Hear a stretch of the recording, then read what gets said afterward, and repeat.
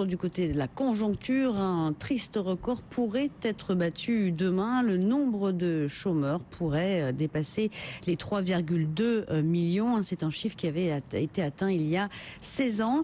Alors on le sait, les jeunes et les seniors sont les plus touchés par le chômage. Et puis, hasard du calendrier, c'est demain que s'ouvre le salon de l'emploi des seniors. Et justement, Sébastien Montpart est avec nous. Bonjour. Vous travaillez à l'association à compétences égales. Vous allez dévoiler demain les résultats d'une enquête que vous avez fait faire sur les seniors et l'accès à l'emploi. Vous êtes là pour nous en donner les conclusions en avant-première. Première question, on est officiellement aux yeux des DRH seniors à partir de 55 ans. Dans la réalité, la perception est souvent bien différente. L'étude a permis notamment effectivement de montrer une grande différence de perception entre les seniors eux-mêmes interrogés qui nous ont révélé s'estimer seniors à partir de 45 ans, donc 10 ans de moins, et les profils RH en entreprise.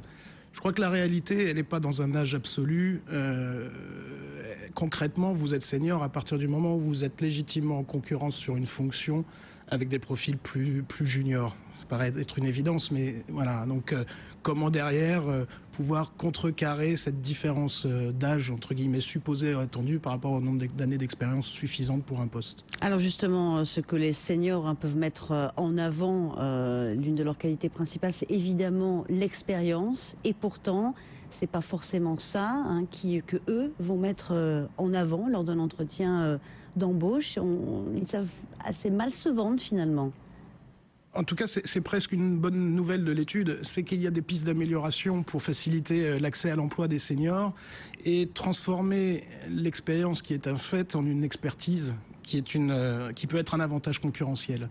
Et je crois que derrière ce nombre d'années supposé être un peu supérieur à ce que l'on pourrait attendre d'une fonction, il faut savoir mettre en avant ses compétences, ses acquis et donc transformer l'expérience en expertise. Alors une autre chose que cette enquête met en avant, qui est très intéressante, c'est qu'elle met à bas un certain nombre de stéréotypes, notamment sur la mobilité.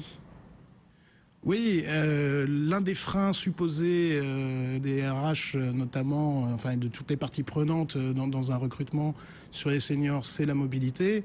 Et on s'aperçoit finalement que les seniors sont peut-être particulièrement mobiles, et géographiquement et fonctionnellement. Et je rajouterais même, puisque l'autre supposé a priori, c'est le coût d'un senior, que les seniors sont aussi prêts à éventuellement envisager leur rémunération à la baisse. Voilà. Après, on n'est pas obligé de faire les trois en même temps. Ils ne sont pas aussi chers que ça.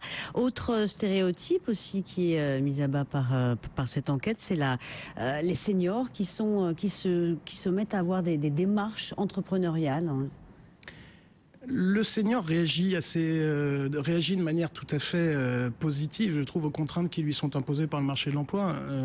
Le senior prend en main sa carrière, et notamment sa fin de carrière. Et si dans un modèle classique, il est plus difficile pour lui de rentrer sur le marché du travail, on croise beaucoup d'indépendants aujourd'hui, beaucoup de personnes qui créent leur activité. Et qui ont des parcours tout à fait intéressants et variés. Dernière question, Sébastien Montpart, sur la discrimination à l'embauche. Quelle est la réalité de ces discriminations à l'embauche aujourd'hui? Est-ce qu'on peut la quantifier? Alors, sur la réalité, j'en référerai aux études du défenseur des droits, qui est mieux placé qu'à compétences égales pour répondre à cette question. En revanche, derrière la réalité, il y a aussi le sentiment qui est tout aussi important. 91% des seniors interrogés nous disent anticiper des freins à l'embauche pour eux, ce qui est un chiffre absolument effrayant. Je pense que pour contrecarrer ce sentiment d'injustice, il est important de faire preuve de pragmatisme, de professionnaliser nos évaluations et surtout de les rendre transparentes. On se doit un discours de vérité vis-à-vis de tous les candidats, les seniors bien évidemment, et je pense qu'en disant la vérité lors d'évaluation, on a de fortes chances d'arrêter de discriminer. Merci Sébastien Montpart d'avoir été avec nous. C'est moi qui vous remercie. Vous êtes le président